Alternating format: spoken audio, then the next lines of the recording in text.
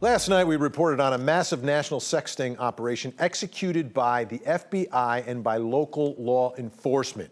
Now, in that, there were tons of arrests, but it was all about underage victims and buying and selling. In our reporting, the only suspects that we showed were 4 women who were charged with prostitution. And online, many people questioned why we only named them. It was a legitimate question.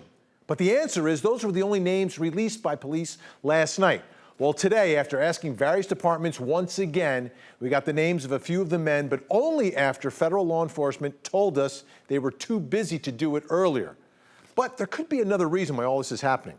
It really digs deeper into the problem of sex trafficking. The ones who pay for the sex are rarely punished. That's a fact uncovered in Selling Girls, 11 Alive's investigation into the impact of sex trafficking on our communities. Tonight, we're looking at the volatile relationship between buyer, trafficker, victim, and the judicial system.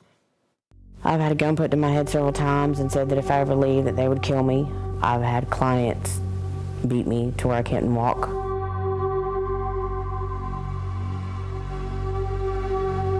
I was nothing more than a piece of trash to them. A lot of them were very well-to-do, well-off people, very prestigious. Some of them really just, they don't care. They really don't.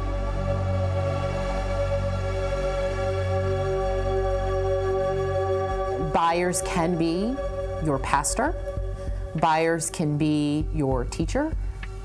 Buyers can be the soccer coach that lives down the street.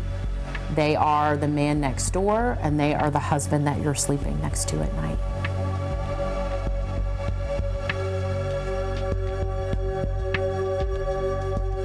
The average sentence for pandering is paying a fine. And we know that these men have money. Paying a fine is no big deal. The level of punishment associated with pandering makes it an offense that's no greater than getting, honestly, a DUI in Georgia. And in fact, it may be more of a hassle and more of a problem for you to get a DUI, because then you can't drive to your job.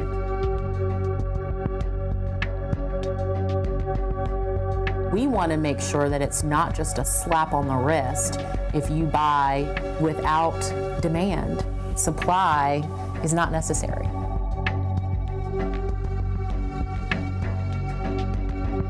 It's very local.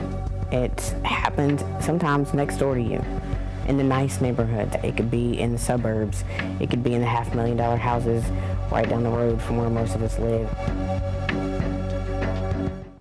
And I'm joined now by Jeremy Campbell, one of the reporters behind the Selling Girls investigation. And that number, 25% not convicted. Are we talking about Johns?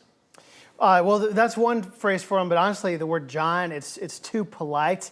We're talking about abusers who are paying to have sex with children. So who are these guys?